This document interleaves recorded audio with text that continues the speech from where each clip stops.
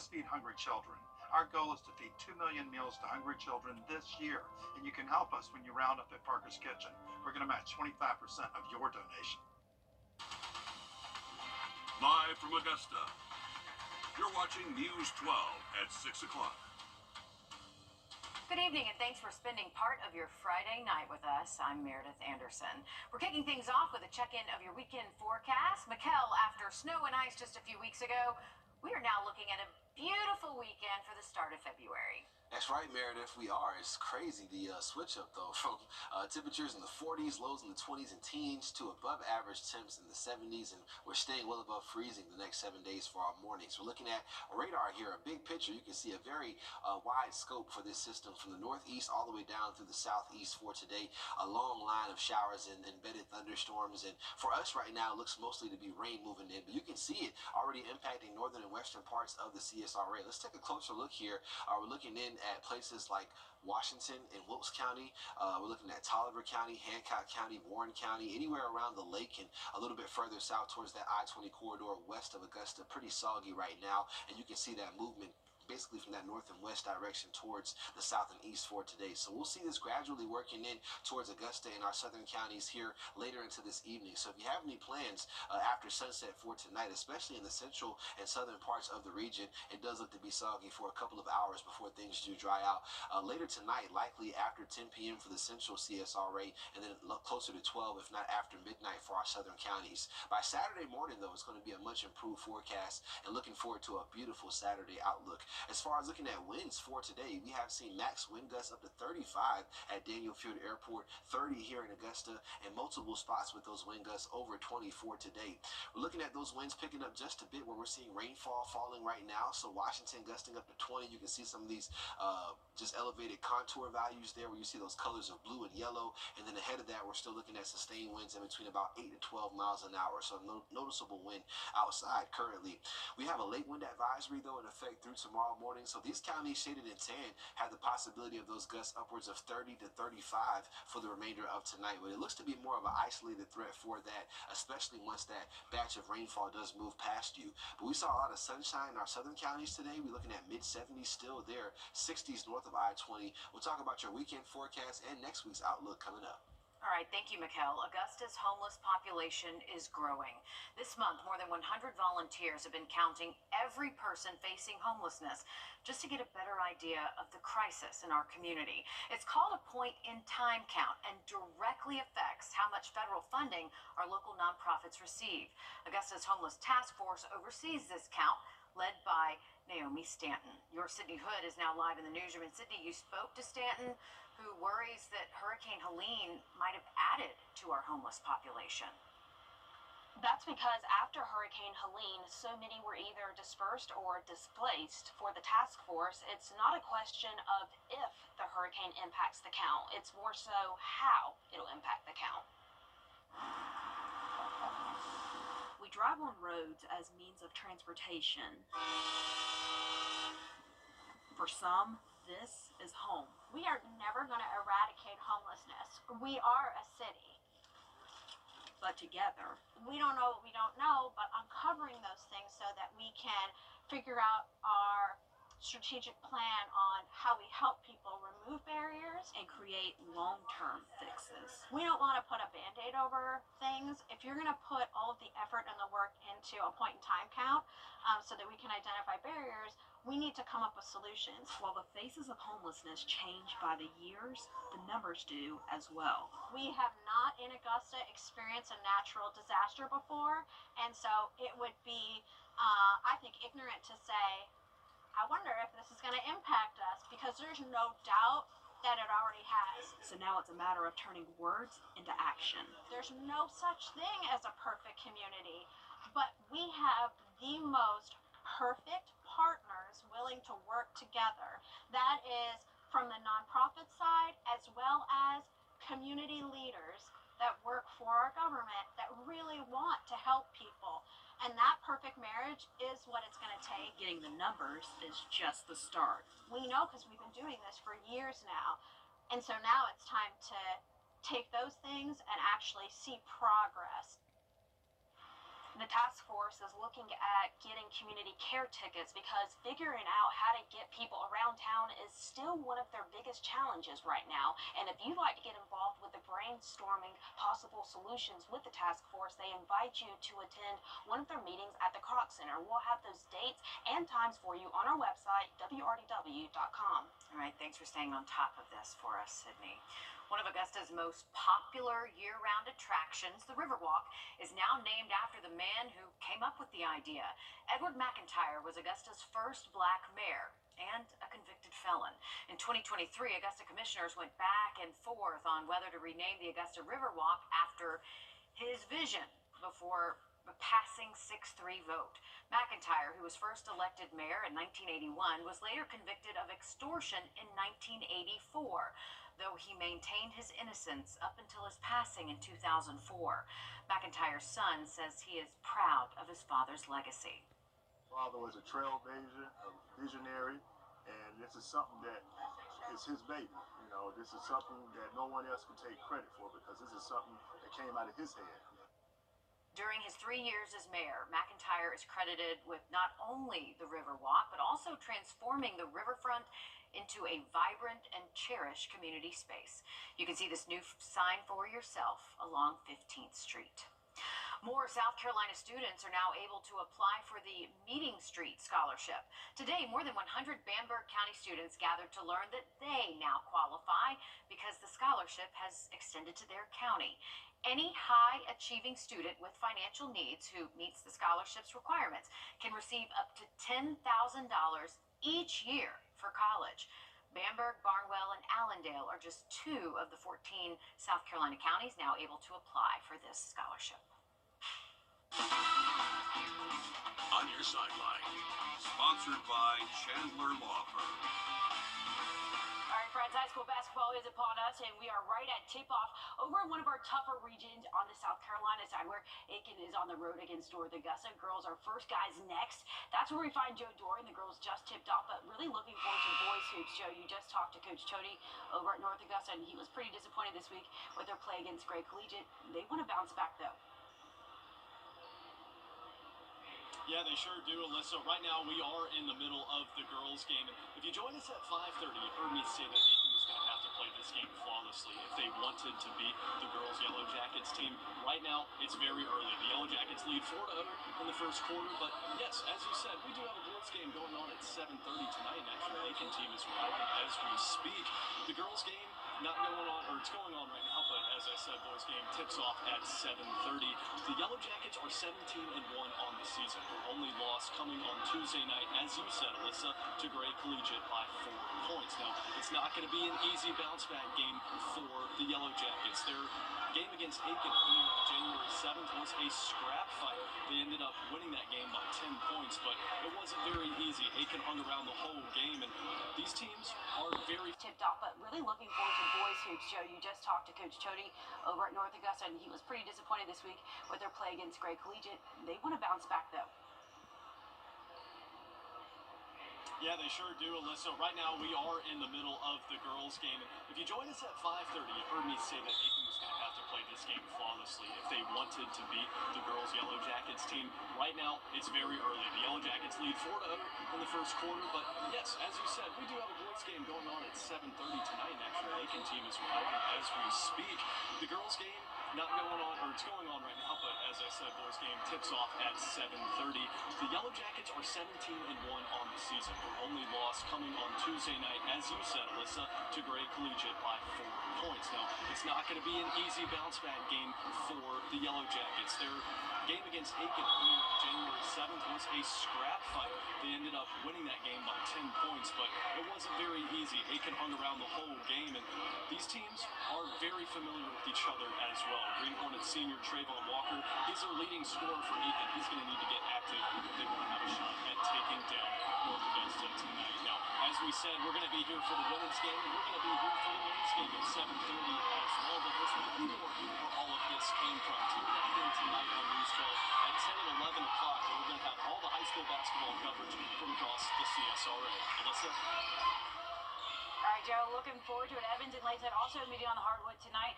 We'll have those highlights at 11. But over at Evans Lacrosse, players Alan Morris and Jack Polio are making some big moves ahead of the season. Goalkeeper Alan Morris will head to Emmanuel University next year. Polio will attend Belmont Abbey, and Jack holds the number of ground balls in a game for Evans with 13. Alan's 67-game save percentage in a season is a school record. Big things from these guys this spring. Your first alert, Chief Meteorologist Riley Hale is out of the studio and live at the 20th Annual Home and Garden Show at the Augusta Convention Center. Riley, things just wrapped up for the day, but folks can come visit for free all weekend long. For free, Meredith. It doesn't cost a thing to come out here to the Augusta Convention Center. Things are quieter now. They did close off at 6 p.m. tonight, but you can come Saturday and Sunday. Tomorrow they're going to open up at 10 a.m., last until 6, and then Sunday it's going to be 11 until 5. We have over 100 vendors, and I think the biggest thing this year with the Home and Garden Show is that now we're 4 months past Helene, and still a lot of people are cleaning up and still trying to fix their homes. I want to bring in Cody from Southern Grind here. He's one of the vendors here, and one of our local vendors that is willing to help us out with this cleanup in Helene. But Cody, the main question is, now that we're this far past Helene, what are y'all still seeing from the industry side? Is there still a lot of cleanup being done, and what's the biggest issue you're seeing with people? It is it's kind of down to the nitty gritty. A lot of stumps, a lot of blowovers. We're helping a lot of people with FEMA cleanup and whatnot. There's still a bunch of trees on property lines and stuff. Kind of the bulk of it's done, but it's kind of getting to the steps where we want to get you back to where it was before the storm. And I think the biggest thing, talking with a number of these vendors out here today, is that it's a lot of local guys, a lot of local companies. How important is that with this cleanup post-Helene? There's a bunch of guys in here that's doing the landscaping and stuff. So after we get done, they can come back in and get your patio back right. There's a bunch of guys doing turf. There's a bunch of guys doing pressure washing. Because it's a lot of cleanup. It was a big storm and it was pretty bad. It definitely was, and we appreciate all the work y'all have been doing, Cody, helping us get back to normal. And that's the thing, there's a lot of opportunities for homeowners in the CS area to come out here to the convention center this weekend, talk to our local companies that can help you get your home, garden, anything back to the way it was. So Saturday, Sunday, they're going to continue out here, and as you said, it is completely free. Yep, the price is right. Thanks again, Riley. Again, it's free to attend both tomorrow and Sunday at the Augusta Convention Center. Big news down the pipeline for Hotel Aiken. Still ahead, we're taking a look at what the historic site could become. Mikkel? Exciting, and we're looking at rain chances moving in for tonight, but they'll quickly be moving out by tomorrow morning, so some good news there. We'll look at your forecast for the weekend and beyond next. Time and temp, brought to you by your First Alert weather team. This is not you. It's not me. Ashley. We're back taking a look here over David Buster's towards Costco and the I-20 state line here. I-20 eastbound heading towards the state line, rather. You can see lots of brake lights out here, just some slow moving traffic. I-20 westbound, a much better clip or pace for that traffic. So just a heads up if you're heading towards South Carolina. We're definitely looking at.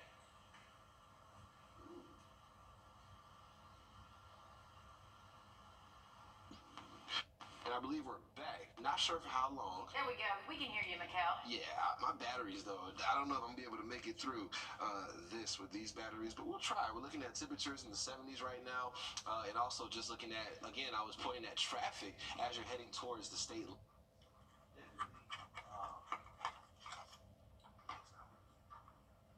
right, Mikkel, we'll let you get some batteries and then we'll check back in with you in a few minutes. For the first time in a long time, change is coming to Hotel Aiken. The historic site, once set for demolition, could now become a hotel or apartments. As your Kennedy Payne explains, no matter what, preserving history is the goal here. Originally set to be torn down In 2021, the city purchased the property, and redone, built a replacement hotel and some apartments. but now We received 6 proposals by the December 23rd deadline, and I think we're pretty close to start winnowing it down. it's one step closer to being brought back to life. About half the proposals want to repurpose it into a hotel, and about half want to do multifamily, apartments or condominiums. And whether Hotel Aiken becomes apartments or stays a hotel, preserving its history has been a passion project for many right here in Aiken.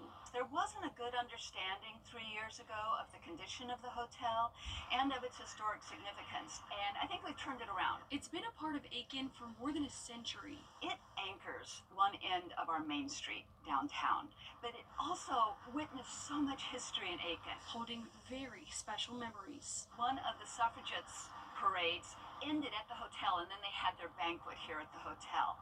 It hosted soldiers during World War I and World War II who were home on leave. After being completely redone in 1929, it became a building block for future architecture. It was the start of what's called colonial revival. It launched a lot of the changes in downtown Aiken at that time. Most of the buildings were redone in a style similar to this. And she's not the only one who recognizes its significance. The hotel was placed on the National Register of Historic Places. I mean, it's an honor for the hotel. Johnson says growth and preserving history can go hand in hand. We want someone who preserves it and who appreciates the history, maybe displays the history in a lobby. In Aiken, Kennedy Payne on your side.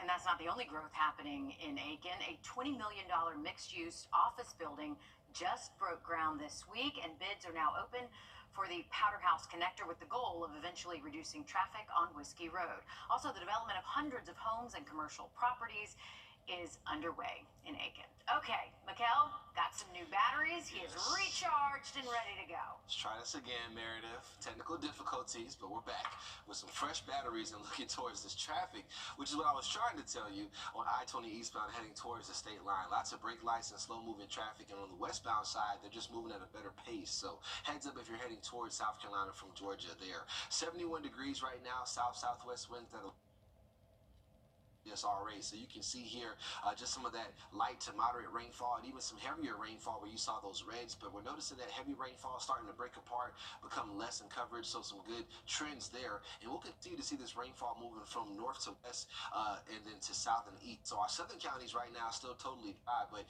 you are going to see rainfall moving later tonight, so don't let that fool you. I would have the rain gear with you if you are going to be out and about for this evening. We'll take a look at your future satellite and radar here as we do continue towards 8 to 10 p.m.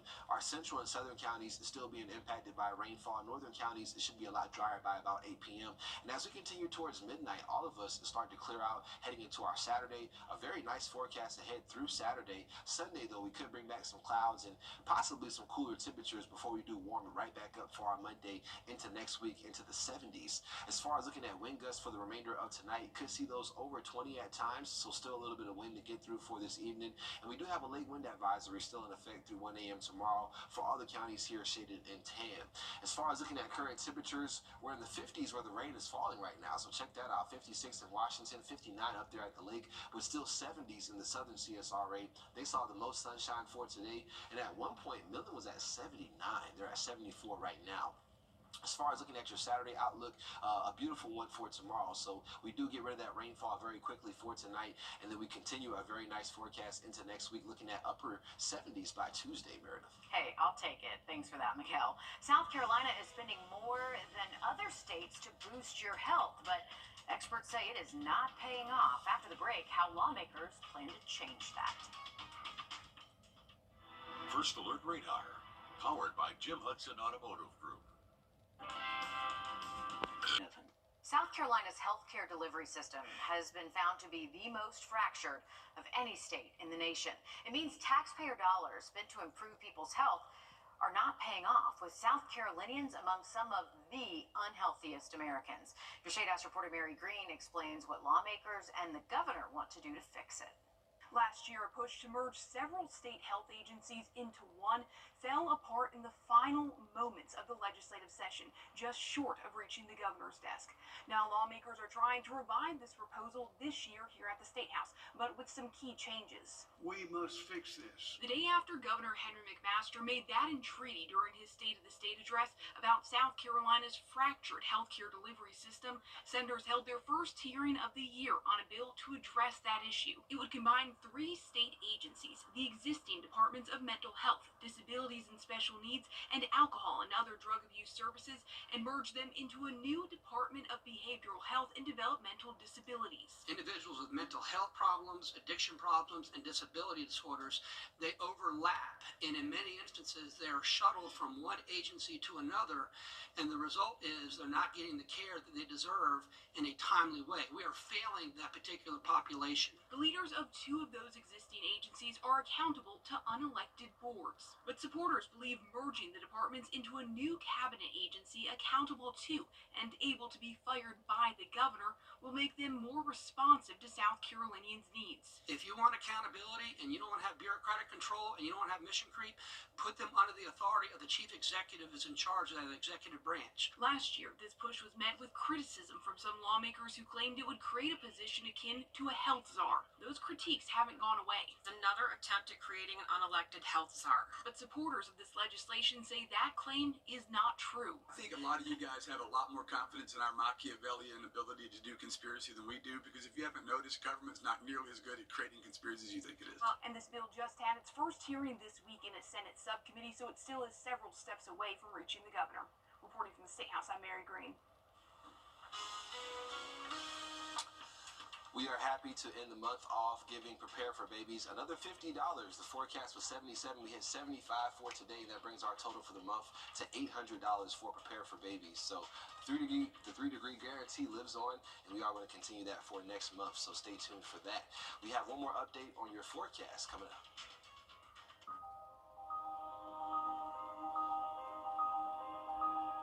You've been in a serious crash. On the line, call 999-9999.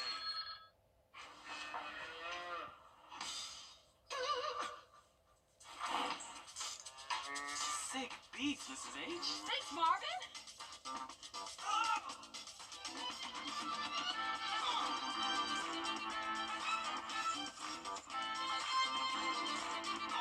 When you join the Players Club, you get way more than you expect. More chances, more wins, more surprises. The Players Club. More happens here. For the best deals on pre-owned vehicles around, baby, you gotta go to the Milton Rubens Superstore. We've got you covered, baby. They got all your favorite brands, all in one convenient location. Park once and shop over 500 pre-owned vehicles in stock and on sale now, baby. Some priced as low as $10K. That's right, $10,000 vehicles. But you better get them before they're gone. Let's drive, baby, to the Milton Rubens Superstore. Ridebaby.com. Click, click. You've been in a serious crash. Attorney John Boy and Associates. We're back taking a look at radar once again and just looking at this front that is now moving into the CSRA here. So we're looking at rainfall already into our northern and western counties at this time. So as far south as Washington County, as far north as Lincoln and McCormick County, we're seeing rainfall stretching from north kind of back towards the south and west right now, north and east and south and west. But that rainfall is gradually moving in, so you can see it closing in on Augusta here. We'll probably see rainfall starting within the hour, and then moving further south, our southern counties, you guys are going to see the rainfall start later and also clear later for tonight. So any evening plans, I would encourage having the rain gear nearby, because we do have those rain chances through tonight up until about midnight. After midnight, definitely should see all of us on the drier side for sure.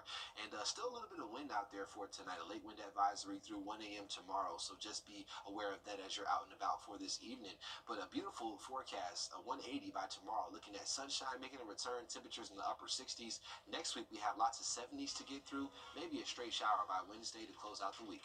All right, sounds good. Thanks for that, Mikkel. Thanks for joining us for News 12 at 6 o'clock. Don't forget, the Home and Garden Show is free all weekend long. Our next newscast is 26 News at 7. We hope to see you then. Have a great night and a great weekend.